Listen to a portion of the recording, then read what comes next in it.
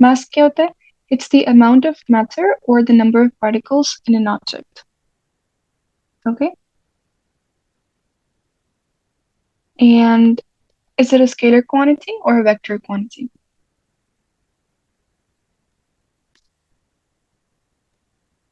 Scalar. Ma'am, mass is a scalar quantity. That's right, it's scalar क्योंकि इसकी कोई direction नहीं होती. और mass का SI यूनिट क्या होता है? Kilograms. That's right, kilograms or kg. Mass की एक और definition है, and I'll write it down, and it's important to remember it. It's the measure of inertia. I'll explain what inertia is. Mass is the measure of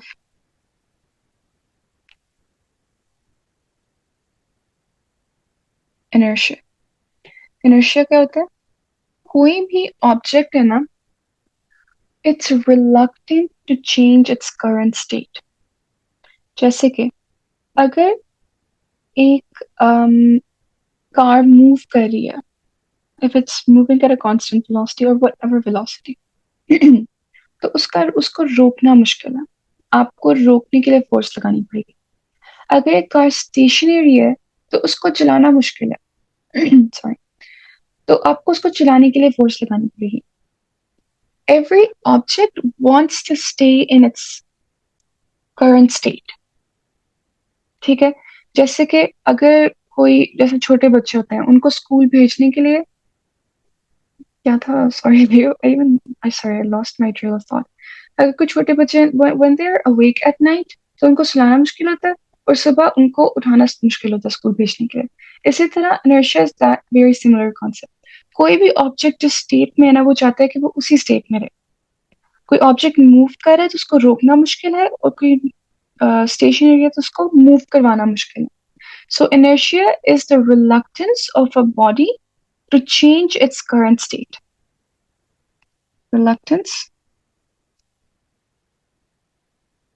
of a body to change its current state. और ये concept जो है ये Newton के first law के साथ भी link करता है. First law of motion. We'll cover it in detail in the chapter of forces. लेकिन अगर मैं आपको थोड़ा सा बताऊं तो क्या है, न्यूटन का फर्स्ट लॉ कहता है कि every object stays in its current state unless an external force acts on it. आपके टेबल पे जो बुक्स पड़ी हैं वो तब तक नहीं हिलेंगी जब तक आप उनको खोलेंगे नहीं या फिर मूव नहीं करेंगे. राइट? इसी तरह अगर कोई ऑब्जेक्ट मूव कर रहा है इट वोंट स्टॉप अनलेस कोई अपोजिंग फोर्स एक्ट करती है. If you roll a ball on the ground वो तब तक नहीं रुकेगा जब तक कोई ऑपोजिट फोर्स नहीं होगी. वो ऑपोजिट फोर्स अगर वो बॉल को हिट कर रहा है तो वो ऑपोजिट फोर्स हो सकती है. The ball is putting like pushing it back. यहाँ पे ग्राउंड और बॉल के दरमियान जो फ्रिक्शन है it's opposing the motion of the ball.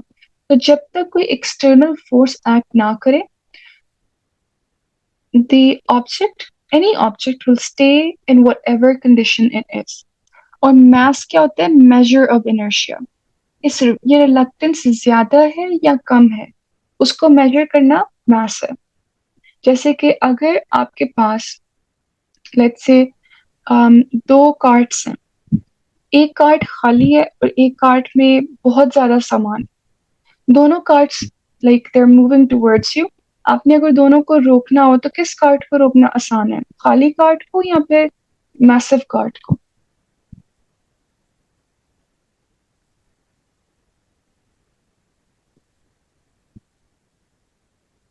Massive card को. आसान किसको है रोकना? आप सोचिए आपके पास दो कुछ ऐसा इमेजिन करें जो कि रियल लाइफ के साथ आपका लिंक भी करे. Let's say I think shopping cart is a good example. Ma'am खाली को क्योंकि उसका मैस कम होगा तो उसकी इजीली रुक सकती है वो. जी, आपको उसको रोकने के लिए कम फोर्स लगानी पड़ेगी. राइट? रोकने के साथ साथ पुश करने की भी एग्जांपल ली जा सकती है. आपके पास खाली कार्ट है तो उसको पुश करना आसान है, उसको मूव करना आसान है. लेकिन एक कार्ट में अगर बहुत ज्यादा ग्रोसरीज हैं और वो बहुत हैवी है तो उसको मूव करना मुश्किल है, राइट?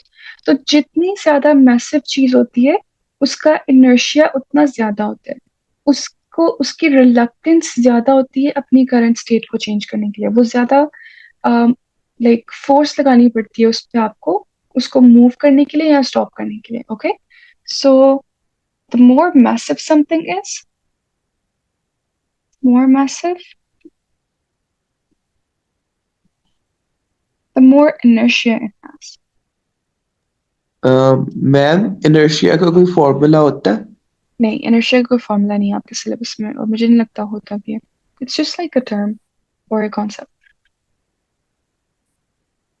ठीक है, so mass क्या है? It's a property of an object that resists change in motion. जितना ज्यादा मास होगा किसी ऑब्जेक्ट का, उसको स्पीड अप करना, स्लो डाउन करना या उसकी डायरेक्शन चेंज करना उतना ज्यादा मुश्किल है।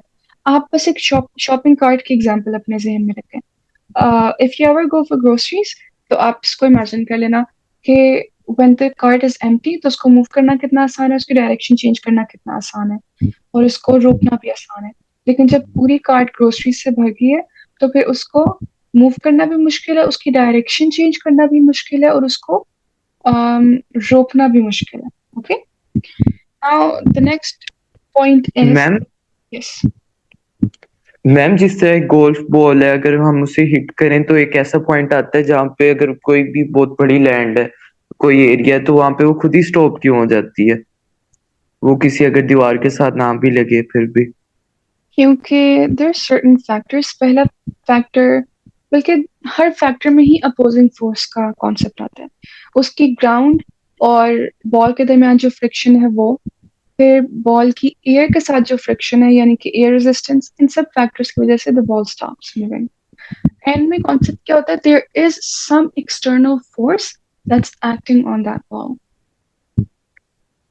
Okay, yes ma'am. ऑलराइट, अगला है कन्वर्जन फैक्टर। अगर आपके पास 1 किलोग्राम है, तो उसमें कितने ग्राम्स होंगे? 1000। 3। सो 1 और किलो क्या होता है? 1000, 1000 ग्राम्स।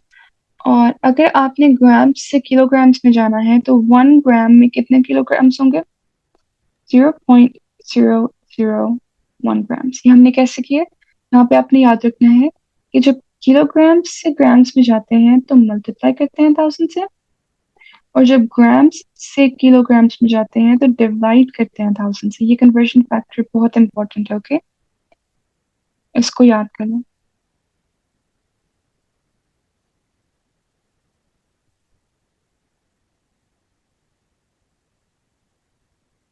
ब्रेन इज मैम ये आपने क्या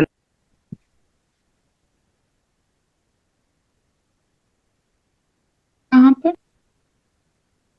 वाइट में? ये 1 kg is equal to 1000 grams और 1 gram is equal to 0.001 grams. Oh, kilogram, sorry.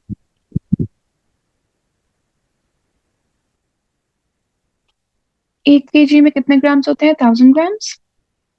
और 1 ग्राम में कितने किलोग्राम्स होते हैं? 0.001। कैसे पता चले? जब आप केजी से ग्राम्स में जाते हैं तो आप मल्टीप्लाई करते हैं 1000 से, और जब आप ग्राम्स से केजीस में जाते हैं तो आप डिवाइड करते हैं 1000 से। अगर हम 1 को 1000 से डिवाइड करेंगे तो छोटा नंबर आएगा, that is 0.001।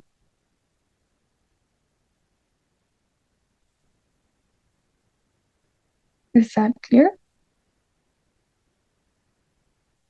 Yes ma'am. Okay, तो ये था आपका मास का concept. Move it a.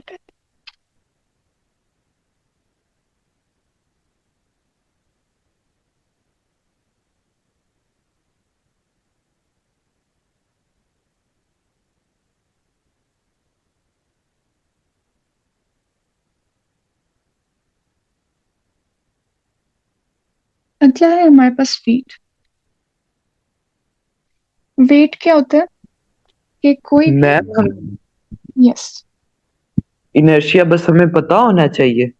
Yes, आपको इनर्शिया पता होना चाहिए क्या होता है। इनर्शिया बस एक नाम है उस टर्म लाइक कॉन्सेप्ट का।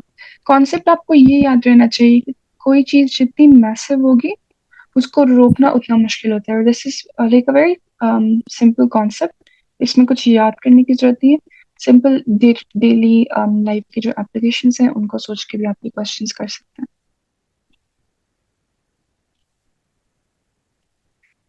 और कुछ? No ma'am. Okay, next we have weight. Weight क्या होता है? कोई भी ऑब्जेक्ट जिसका मास हम m ले लेते हैं because we are not fixing a certain number.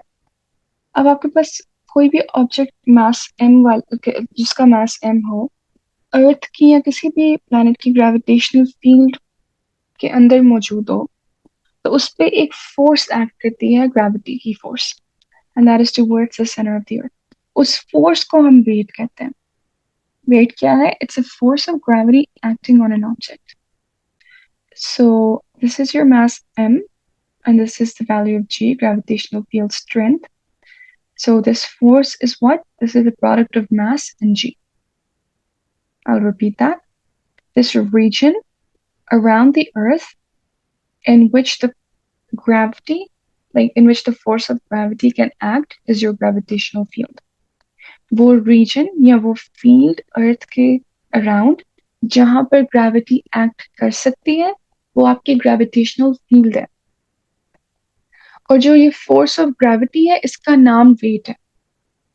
किसी भी ऑब्जेक्ट मास m ऑब्जेक्ट पर जब gravitational field strength, sorry, whenever there is a force on an object due to the gravitational attraction, उस फोर्स को हम वेट कहते हैं। और इसका फॉर्मूला क्या है? mg, w equals mg. I came up with this silly way to memorize it. I don't know if it's going to work for everyone, लेकिन आप ऐसे भी सोच सकते हैं कि sometimes when you get up on your weighing machine and you see your weight, you go like OMG or oh my God. I hope that doesn't happen to me at least. So you can learn that W is equal to mg. Just drop the O, it's for learning purposes. So W क्या है? Product of mass and gravitational field strength. ये formula बहुत important है, इसको आपने जरूर याद करना है. Like that. So what do you guys think? Is it a scalar or a vector? Vector, That's right. because Vector ma'am, है. it has direction towards the center of the earth. That's right. Because it has a direction. और वो direction क्या है? Towards the center of the earth, यहाँ पे downwards. So its direction is downwards. Downwards.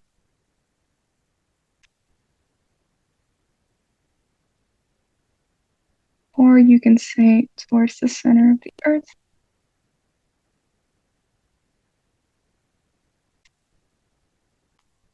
Okay. So force of gravity on an object. Remember the force acting on an object due to gravitational attraction. I think that would be a more appropriate definition. The force acting on an object due to gravitational attraction.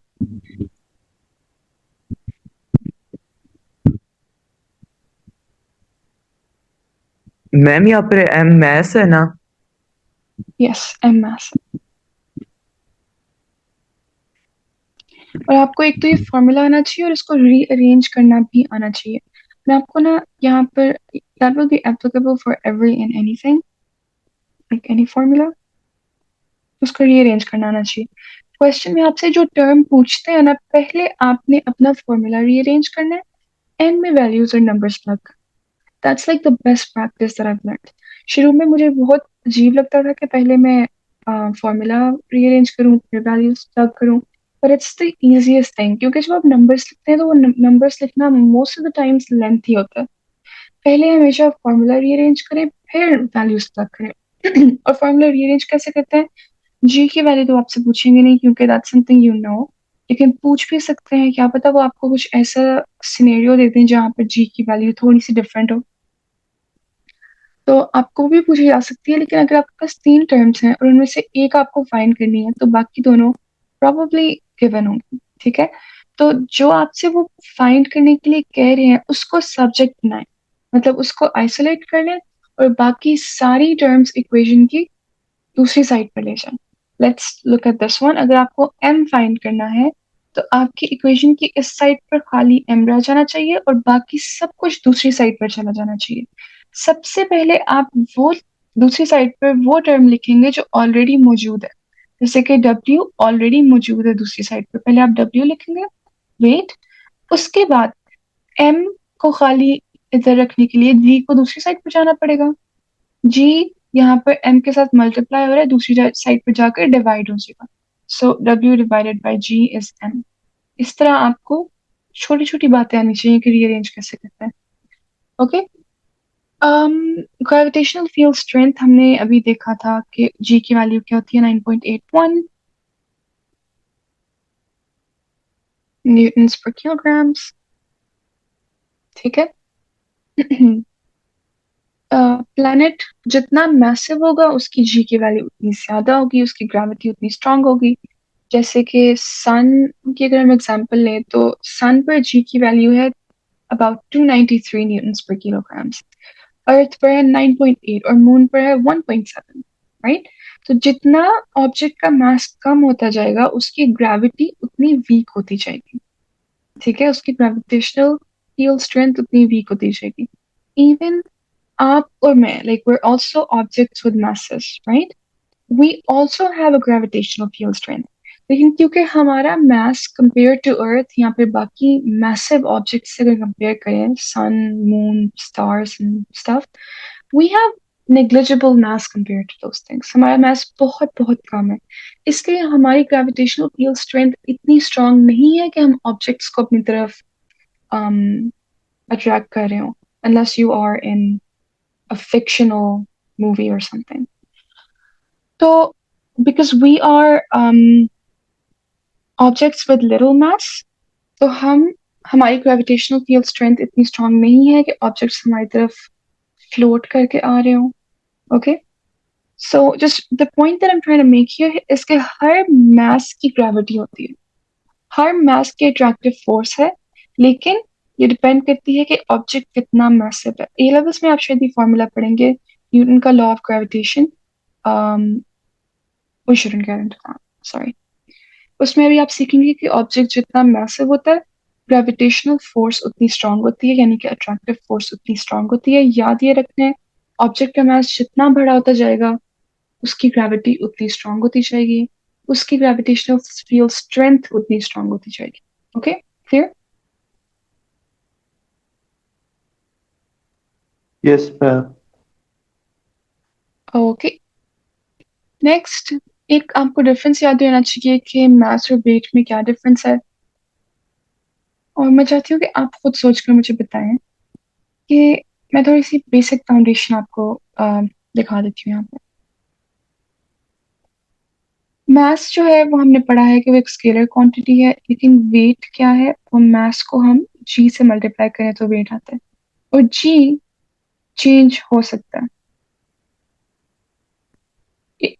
अर्थ से अगर आप moon पे चले जाएंगे तो जी की value change हो जाएगी। अब आप मुझे बताएं कि अगर जी की वैल्यू चेंज हो सकती है तो आपको क्या लगता है, वेट की वैल्यू चेंज हो सकती है? Yes ma'am. यस। मास तो नंबर ऑफ पार्टिकल्स है ना in a body, number of particles नहीं बदलेंगे। एक ऑब्जेक्ट में जितने पार्टिकल्स हैं वो उतने ही रहेंगे, आप दुनिया में या फिर लाइक यूनिवर्स में कहीं भी चला जाए, होपफुली सोलर सिस्टम तक तो एप्लीकेबल है, and I'm not sure what happens beyond that, but let's just stick to the solar system for now. तो mass क्या है, number of particles in a body, number of particles change नहीं होते, so we can say कि mass of an object stays constant, लेकिन weight क्या होता है, weight can changes according to location। weight किस पे डिपेंड करता है, लोकेशन पे। अगर कोई let's say if a person has a mass of 70 kilograms on Earth, तो वो कहीं पे भी चला जाए उसका मास 70 kilograms ही रहेगा. लेकिन अगर हमने वेट कैलकुलेट करना है, मैं यहाँ पर सबस्क्रिप्ट ई लिख रही हूँ, लाइक वेट ऑन अर्थ. तो मास कितना है 70 multiplied by value of g. I'm gonna round g to 10. 9.81 है, लेकिन अपनी कैलकुलेशन के लिए अभी मैं इसको 10 राउंड कर रही हूँ. You can do that in the exam.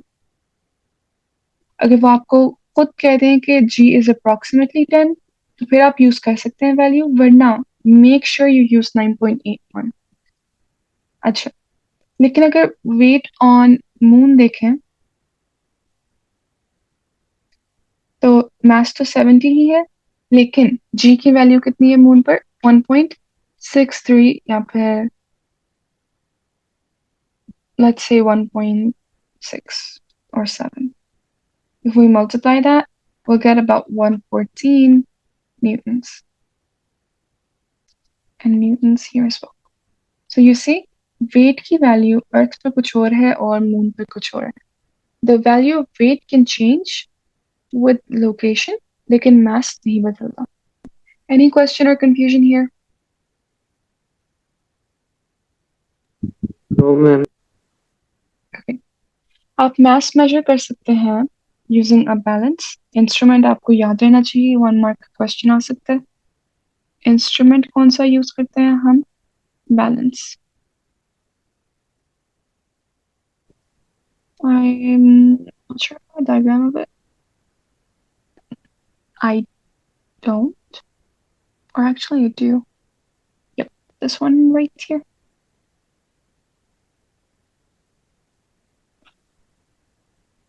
So you can measure mass using a balance like this.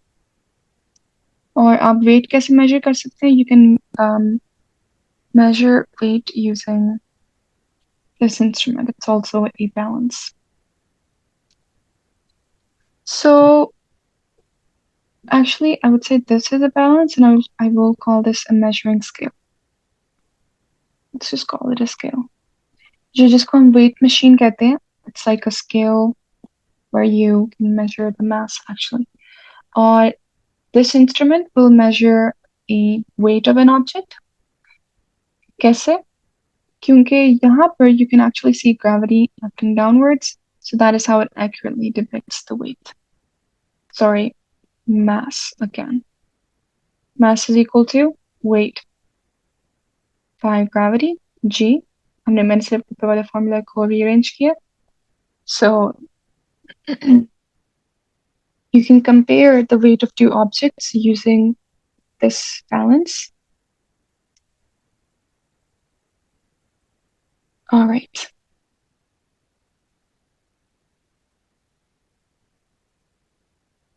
आप कोई भी ऐसा इंस्ट्रूमेंट देखेंगे ना जिस पर like you see objects hanging from an instrument, that was probably measuring your object's weight.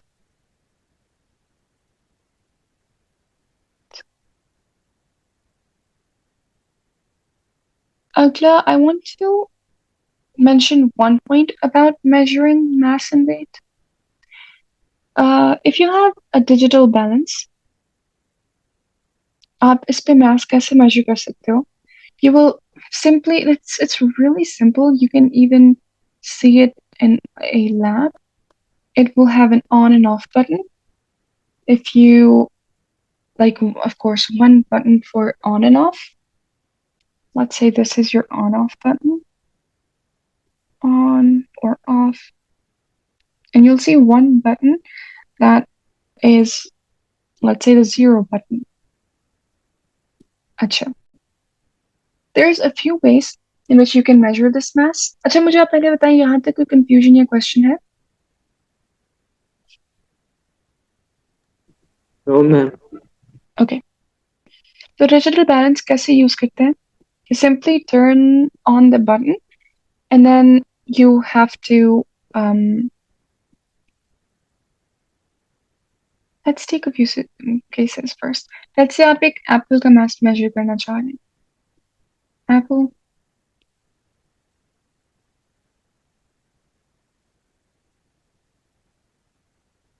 an apple's mass. पहले आपने इधर किया apple को, like it's not on the balance.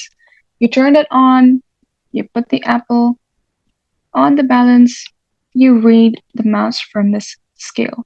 बस. दूसरा केस क्या हो सकता है कि आपके पास एक फ्लूइड है और उसका मास मेजर करना चाहते हैं, लेकिन जाहिर आप पानी तो बैलेंस पे फेंक नहीं सकते, ठीक है। तो उसके लेट्स से एक ग्लास है, एक फ्लास्क है, उसके अंदर कुछ लिक्विड है, आप उस लिक्विड का मास मेजर करना चाहते हैं, तो आप कैसे मेजर करेंगे?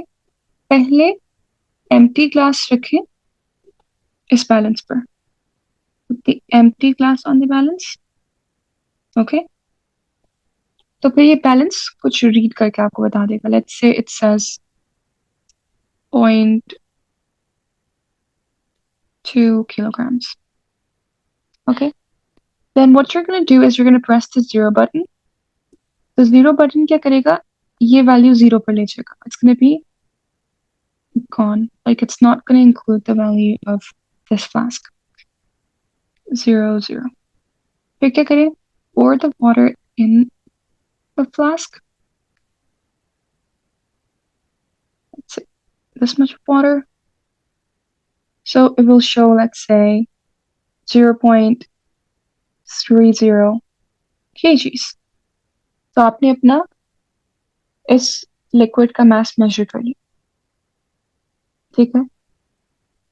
एक और तरीका भी है सिंपल, और वो ये है कि आप खुद सब्ट्रैक्ट कर लें। पहले आपने अपना फ्लास्क रखा, उसका मास था लेट्स से 0.02 kgs, आपने वो नोट कर लिया 0.02 kg। Then you poured water into it, तो मास हो गया 0.04 kgs। सो न्यू मास कितना है? 0.04 kgs। अब ये जो न्यू मास है ये फ्लास्क का और वाटर दोनों का है, राइट? तो आप क्या करेंगे? आपको अगर वाटर का मास चाहिए तो इसमें से, और ये पहले वाला फ्लास्क का था, तो इस टोटल में से फ्लास्क को माइनस कर देंगे, राइट? ये फ्लास्क और वाटर दोनों का मास है और पहले ही आपने फ्लास्क का मास निकाल लिया था, तो इसमें से फ्लास्क के मास को सब्ट्रैक्ट करेंगे तो वाटर का मास आपके पास 0.02 kg आ जाएगा। I'll repeat what I've said so far. दो तरीके हैं यहाँ पर। पहला तरीका आप खुद सब्ट्रैक्ट कर लें अगर आपके पास ये जीरो बटन नहीं है। पहले आपने फ्लास्क का मास देखा, खाली फ्लास्क रखा, उसका मास रिकॉर्ड कर लिया, फिर you pour some water into it और आपने फ्लास्क और वाटर दोनों का मास रिकॉर्ड कर लिया। अगर आपको सिर्फ वाटर का मास चाहिए तो आप अपने दूसरे वाले रीडिंग में से फ्लास्क के मास को सब्ट्रैक्ट कर देंगे, तो आपके पास वाटर का मास आ जाएगा। ये तो it's like the longer method, आप खुद सब्ट्रैक्शन करें। दूसरा मेथड क्या है? सिंपली फ्लास्क आपने रखा पहले और जो भी मास आया उसको जीरो कर दिया। अब जो मजीद आप पानी डालेंगे वो जो मास रिकॉर्ड होगा वो सिर्फ उस फ्लूइड का मास होगा, तो आपको डायरेक्टली ये बैलेंस वो रीडिंग दे देगा जो फ्लूइड की रीडिंग है। Clear? Yes, ma'am. So that's simply called it's either called the zero button or you can also call it the tear button. Tear. और ये आप अपने प्रैक्टिकल पेपर में वर्ड यूज कर सकते हैं, tear.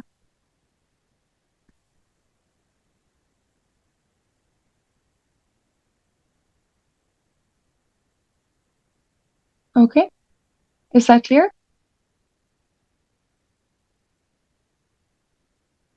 Yes, ma'am. Any confusion?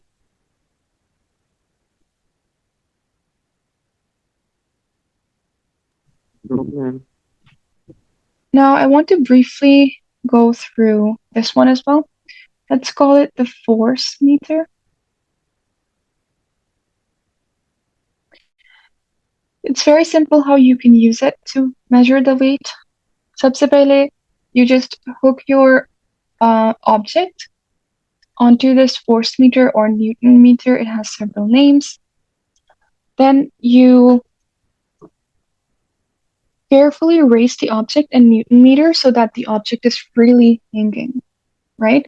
आप इसको पहले like जाहिर है you're not gonna hold this and then hang it, that will be unsafe.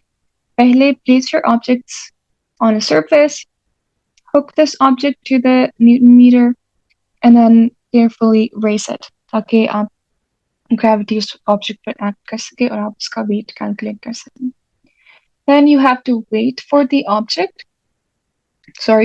this scale to be at one single boundary. It will fluctuate ना करे. Okay?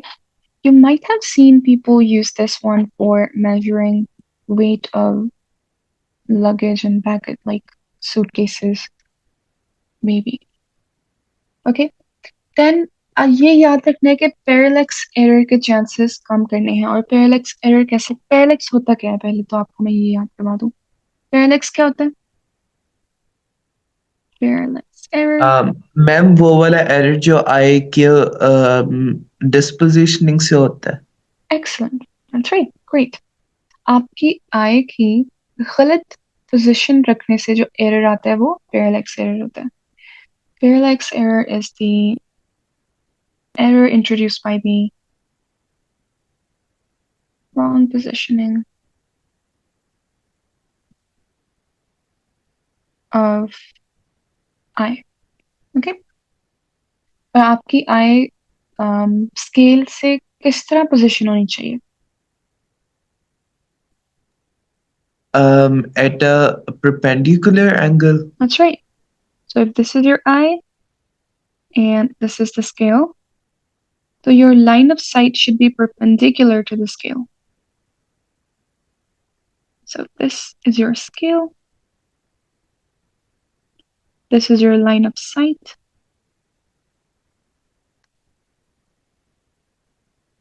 अगर आप note करेंगे ना, तो if there is a clock hanging on the wall, okay, let's say there's a room. You can even experiment this very quickly at home. यहाँ पे एक clock है center में, but the room needs to be a little, like the space needs to be a little wide or large ताकि आपको noticeable difference नजर आ सके. आप एक काम करें कि आप इस, let's say ये corner है room का, यहाँ से walk करना शुरू करें और आप time देखें. और जैसे जैसे आप चलते जाएंगे आपको नजर आएगा कि टाइम थोड़ा सा बदल जाता है by 1 to 2 minutes. जब आप बिल्कुल परपेंडिकुलर होंगे तो आपको टाइम एग्जैक्ट नजर आएगा.